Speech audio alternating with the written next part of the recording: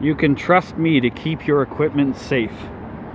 And if you are ever stuck on the side of the road with a flat tire, just look for my name.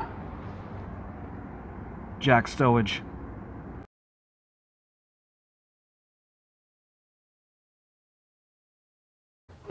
This is my little project car, and it is going to be a lot of fun. Let me tell you a little bit about it. Let me bring you up to speed on this little project car. This is my 1975 Pontiac Astra. The Pontiac Astra Chevy Vega was an H-body platform car. The Vega was General Motors' answer to the small car craze of the early 70s.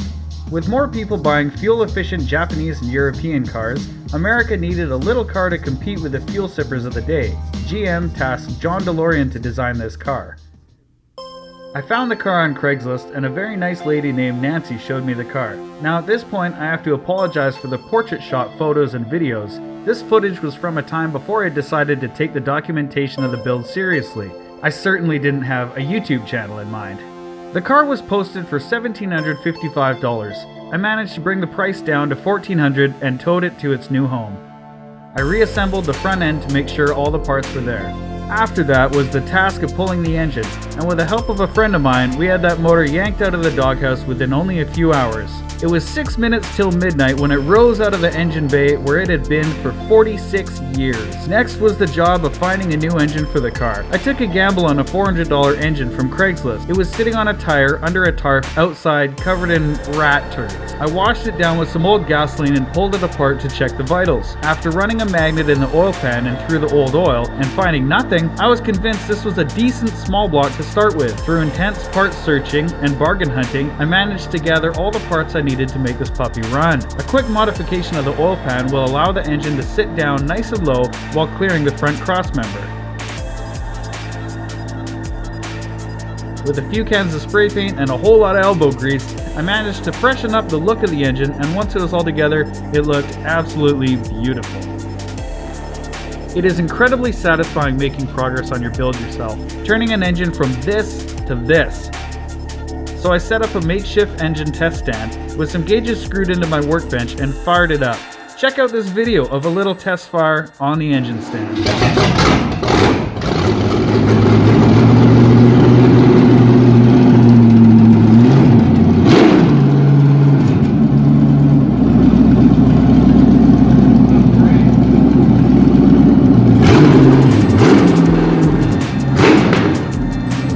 That engine cost me $950 Canadian to put together, roughly $670 US to our neighbors to the south. I cleaned out the engine bay, kneeling on a beach of floor dry, washing everything with a wire brush and a bucket of old gasoline. Sanded the engine bay, masked, primed, and painted entirely with rattle cans, costing me a little over $100. After that, I hunted online through Auto Wrecker's inventory lists and found a few Blazers and S10s. It's a good thing I brought my floor jack. Every Blazer, S10, or Jimmy with a posi was on stands with the rear end snagged already, except this one that was sitting with its back bumper on the ground and a 373 posi. I saw the tow hitch and high mileage on the odometer, but with its $150 price tag sitting under there, I had to take it. Alright guys, now that you guys have been brought up to speed on this little car and this not so little engine, here's what I gotta do. So, the engine runs great, you saw in the video. It sounds nice, but it's not gonna keep running by itself. And what I mean by that is, there's no alternator here. So there's nothing to charge the battery. So unless I feel like doing some crazy burnouts and every 5 or 6 kilometers swapping the battery out for a fresh one, we're gonna need a charging system on this car. And we're gonna do that today. So there's a few options that you can find online for alternator mounting brackets. They'll run you anywhere from $100 to $250 for a really nice billet aluminum one. Going with the theme of this engine and this whole build, this car is budget, budget, budget. So what I'm gonna do is I'm gonna build myself an alternator bracket for this alternator, and I'm gonna try and do it as close to free as I possibly can. So I know one thing, it's gonna sit somewhere over here, but further back, because it's gotta line up with the pulleys for the V-belt. And this side's got a swivel, because it needs to be able to adjust to get the V-belt on and off, and not have it slip and whee! Yeah, so that's what we're gonna tackle today. Get this on that.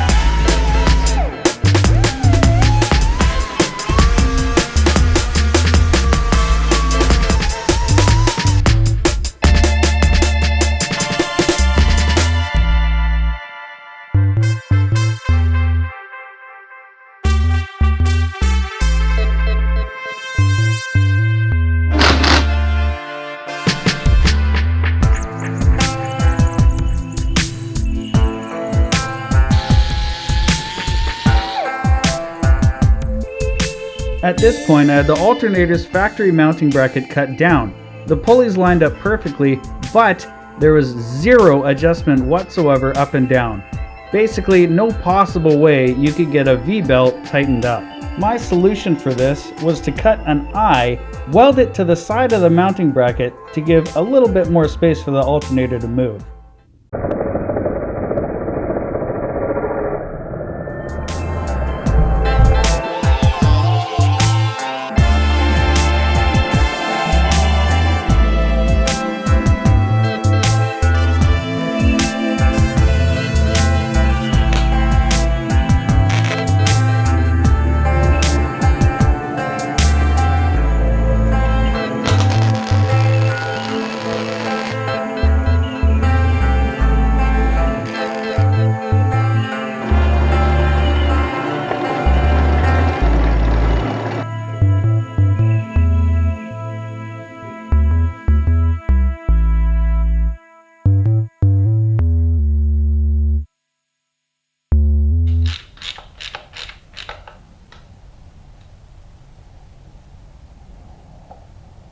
Well, that concludes step one of what I have to do. And as you can see when I was installing it, there's tons of room for adjustments to tighten up that belt. And yeah, it's perfectly lined up. So now we just got to work on the top piece. That's probably going to go to one of these or both of these bolts. Probably just one of them really. And so that'll have our slot for our adjustment. Now I have the factory piece that came with this, but this is for a long water pump setup, and I went with a short water pump to save as much space under the hood as possible. And yeah, so I'm going to cut this section out, and then I'm going to use that piece, and that'll be our adjustment. And somehow I got to get this to go all the way down there, so we'll see what happens.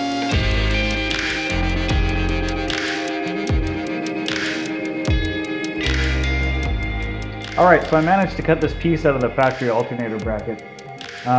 So I was looking around my shop, I was looking for some flat bars so I could, weld together a little bracket. But I couldn't find anywhere in the shop. But what I did find was some chain. So I got a bit of an idea, and I think it's going to be pretty cool. We'll see.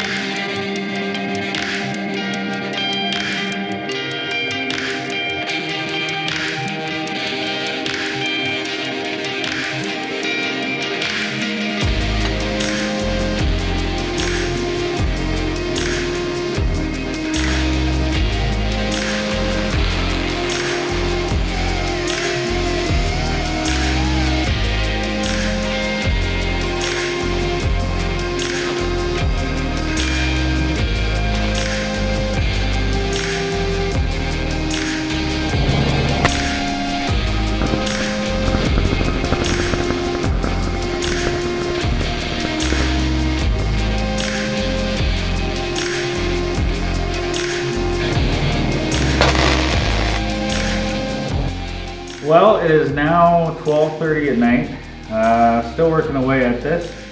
Of course, like anything, it's taken longer than I thought, but that's okay. I'm learning. And yeah, so I got the chain set up how I want it. And so I'm basically just going to enjoy my last tee of the night. And yeah, I'm going to hold this up with one hand, and I'm just going to tack it in place all the way along with the other hand. And then once it's exactly where it should be, while still allowing it to be adjusted up and down, then I'm going to pull it all apart, weld it all together, put it back on and test it one more time before I pull it off again, not tonight, and sand it down and give it a coat of paint. Off to welding.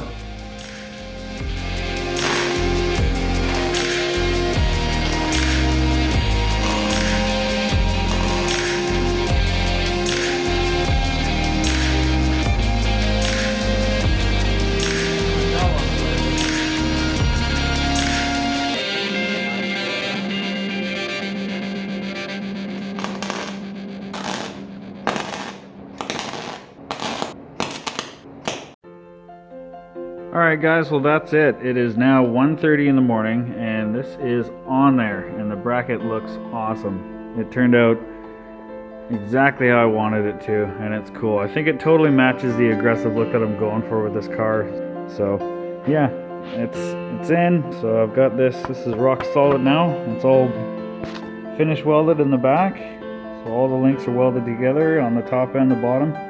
But yeah, you can't see the welds from the front. That's pretty cool. Yeah, that's it. Alright guys, so it's a new day today. I woke up this morning and I had a feeling in my head that I didn't do something quite right. So I came down and I threw a measuring tape around all the pulleys and sure enough I was right. So this is totally the wrong angle. From all the way to the top it's 52 7/8 inches all the way around, and all the way at the bottom it's 53 inches. So that means I have an 1/8 of an inch of pull to get that V-belt nice and tight, which obviously isn't going to work. So what I got to do now is I'm going to cut a couple links out. I'm going to change the angle of this so the alternator will sit much taller, but then I'll be able to pull it back to really get that V-belt tightened up, and that should take care of the problem.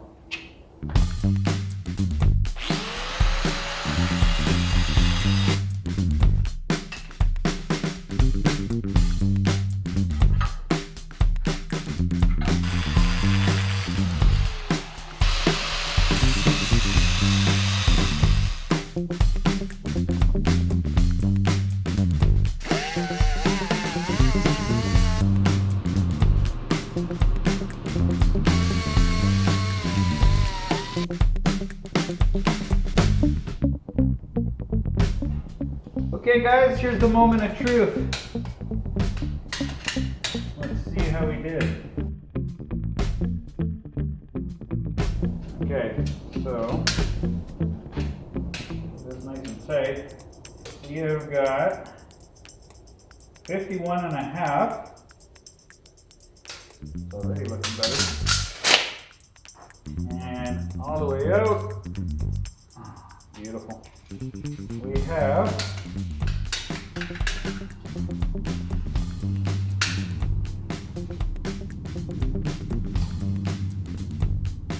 sweet.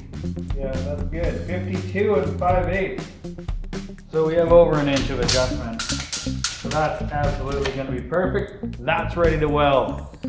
I'm going to pull this thing off now, and then I'm going to weld it up for the last time, now that I know it's exactly where it should be. And then I'm going to scuff it down, hit it with some wax and grease remover, give it a coat of paint, reinstall it, once it's dried of course. And then we're going to push this engine over to the sunshine and get some beauty shots, baby.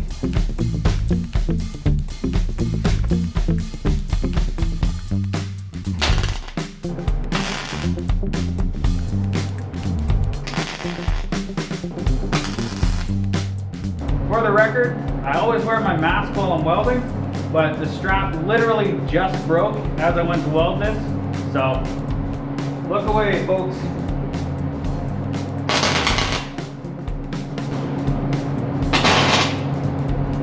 Beautiful.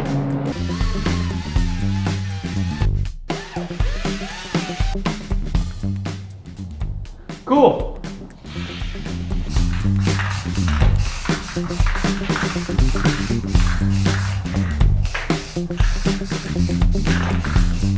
Alright guys, thanks for watching. I hope you like what you saw. If you did, like, comment, and smash that subscribe button please. Comment below, tell me what I'm doing right, tell me what I'm doing wrong. So the alternator bracket is done. It's pretty crazy. Wound up, I had an image of an alternator bracket in my head, one that I've seen at basically every car show, but I didn't have the steel to do that, so I found the chain, and now what I have is something totally crazy, totally unique, that's definitely going to be an attention grabber. I'd like to take a minute to not thank the sponsor that I don't have for not being a part of this episode. So that's it. I hope you guys liked it. Now let's roll the beauty shots.